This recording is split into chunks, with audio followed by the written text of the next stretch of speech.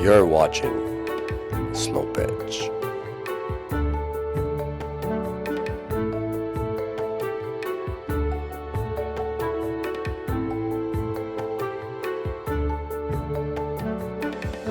My name's Bob Suderman. I'm the owner of Mont Ste Marie, and I've been the owner here since 2002, so I'm in my 13th year here, and extremely proud to be here as we continue to make improvements that bring back more and more skiers, and today is evidence of that.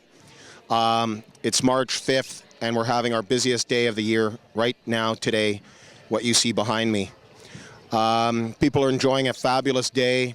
Great snow. We've had over 100 centimeters of snow in the last 2 weeks. Blue on blue skies. And it's no surprise that it's a record day given that we transformed one of our old runs called Outaouais into a new run called Dustin Cook, which is got an FIS homologation, which is really a standard for skiing. It's a GS standard. That's giant slalom for those of you who don't know, aren't familiar with that.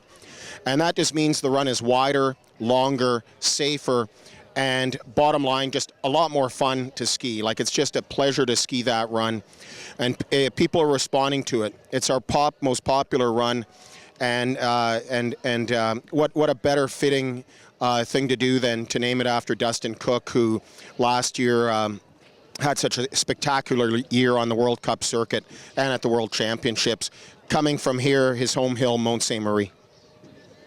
I'm Dustin Cook. I'm a Mont Ste Marie native, born in Toronto, lived in Ste Marie since I was about 11 years old. I'm on the national ski team. I've been racing on the team for about 8 years now. I raced on the World Cup. Last year I had my breakout season with 3 medals, World Championship silver, bronze medal at the World Cup, and then I won the final race of the year. Grew up skiing here, came up through the system, went on the Quebec team, and now just living my dream racing on the World Cup circuit. Okay, the run is spectacular, and what's unique about it, or what's changed about it, is that it's substantially longer now because we have a higher start. And so right now we're at the NORAM start. What you see here is the start for an FIS giant slalom. You'll fall down the first pitch into the new area that's been widened. This section is used to be very narrow, and now it's widened because we dynamited all the rock to the left. So now it's just a beautiful run for doing GS turns. So as we get through this section, we're now dropping down another pitch. And as you'll see to the left, there'll be a blue start area. That's called the Sporting Life start.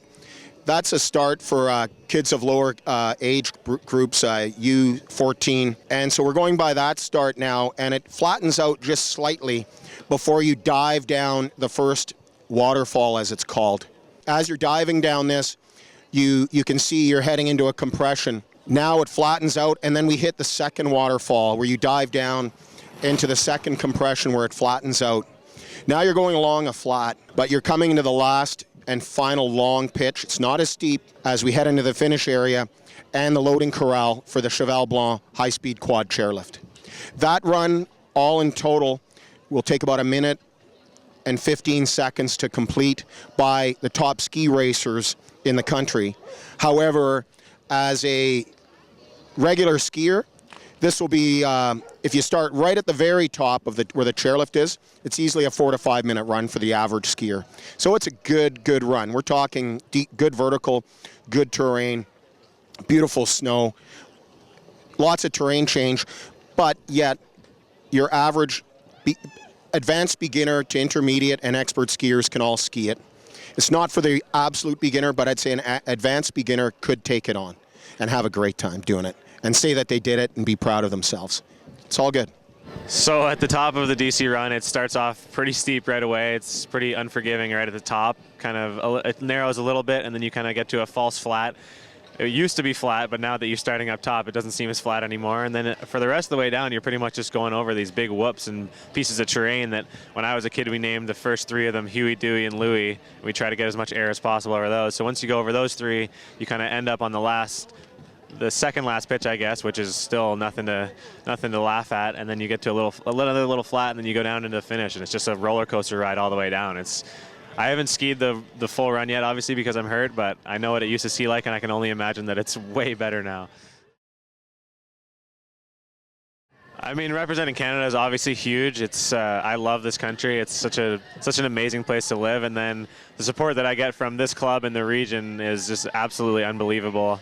So every time I come back after a good race or a bad race, everybody's behind me, and it's a pretty amazing and unique thing. I think it's something I definitely cherish. So I won the last World Cup race of the season last year in Maribel, France. It was a dream come true for sure. Something I've thought about since I was a little kid. Never thought it was really possible, but then kind of things have snowballed into what my career has turned into now. So it's been really cool to experience.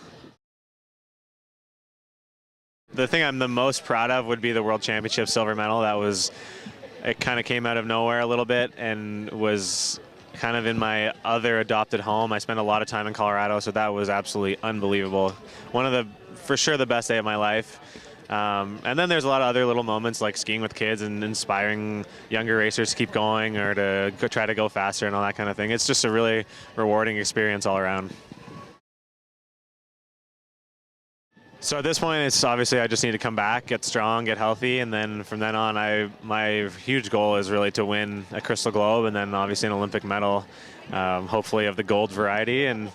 But I mean, getting back is obviously the key, and then yeah, for sure I want to win a Crystal Globe. That's the biggest goal for me. The fundraising initiative was started by a few guys from the club. They came to me and asked me about the idea, which obviously I was on board with, and I love the idea of making the run wider. It's such a great run, and to have it be FIS legal is huge, obviously. So they started a GoFundMe campaign. We all started promoting it. It kind of snowballed. Bob Suderman put some money in. The region, or the municipality put some money in, and then it kind of just blew up from there, and everybody started getting on board. So there's a plaque at the bottom or the top of the run. I'm not sure exactly where it's going to go with all the donators' names on it. So that'll be really cool. Pretty special for those people to have their name on such an iconic run in the region. The motivation that drove Dustin to the upper echelons of ski racing's aristocracy by getting a silver medal in the World Championships and winning a World Cup at the end of last year's ski season was the stimulus that provided the motivation to get this run homologated. And it was that motivation that brought the community together, which was a guy named Chris Klotz was instrumental in that, getting a GoFundMe.com site going to raise the funds necessary to get the work done to widen the trail. It wasn't easy. We were dynamiting rock, excavating all summer long, but we achieved it. And there were a lot of people in the beginning who were going, it can't be done, it won't happen. There was an element of doubt. And that wall of doubt was bashed down on September 25th when the homologator from FIS came here and gave his stamp of approval. That's the kind of community that we have here at Mont Ste Marie. People come together. But I don't want to just say Mont Ste Marie. It was a village of Lac Ste Marie. The community, the municipality of Lac Ste Marie donated money. It was the entire skiing community, all the different ski racing clubs from Camp Fortune, Vorlage, Mont Cascade, Edelweiss. They all donated, and people who weren't involved in ski racing donated because they just wanted to have a better trail to ski. So it was really unique to see all the different people from the ski community come together to help make this project a success. And people are out there skiing on it today and enjoying it. To me, it's extremely important to have a FIS-rated run here. I mean, it was something that I would have loved to have had when I was growing up. It leads to so many more development opportunities for young kids growing up. You can have a way bigger variety of races, and it's just a much more challenging slope than you have almost anywhere else in Quebec. So it's just a huge thing for the development of the sport in the region and in the whole province, because this was something that wasn't available before, especially in this region. So it's huge. I'm obviously hugely honored to have it named after me, and I hope it does become a legacy that inspires a lot of kids to start racing, keep racing, go faster, get on the national team, the Quebec team, whatever their goals may be. It's just such a cool thing to have in this region, especially at this club. I really think it can be kind of a springboard for a lot of great things and a lot of great athletes to come. The tradition of naming runs after people who've achieved great things in the sport of skiing is something that started before I took ownership in 2002. For example, one of our runs is named Betsy.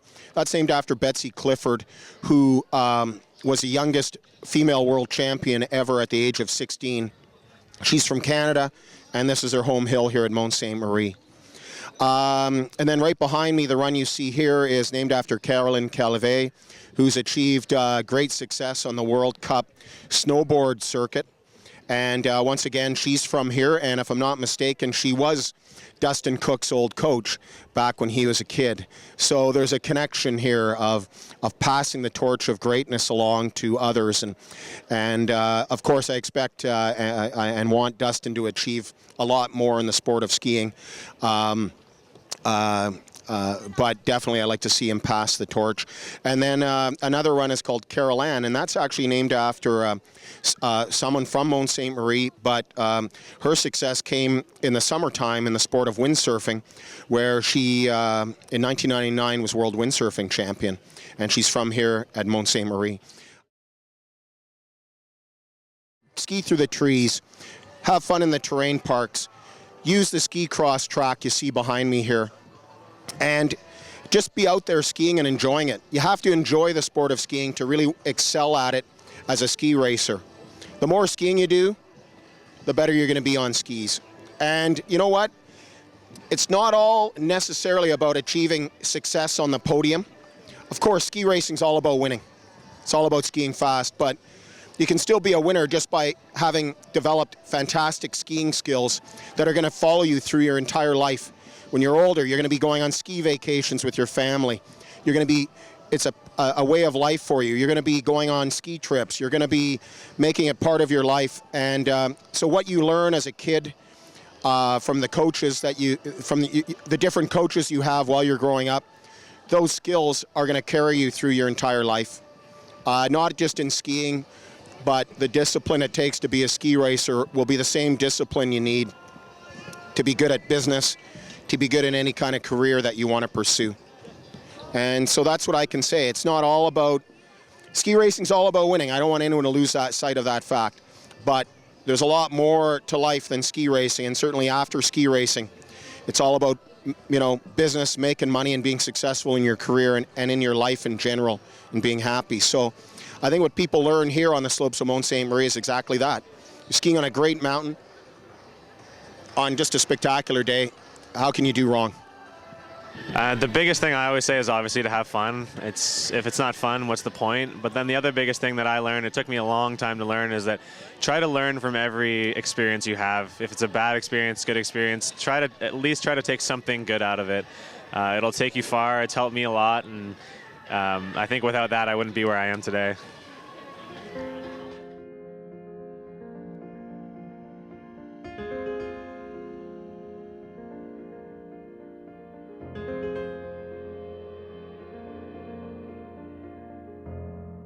Everybody asks me about these sunglasses when I wear them, and it's not. I don't wear them because they match my jacket. I have different colored ski jackets.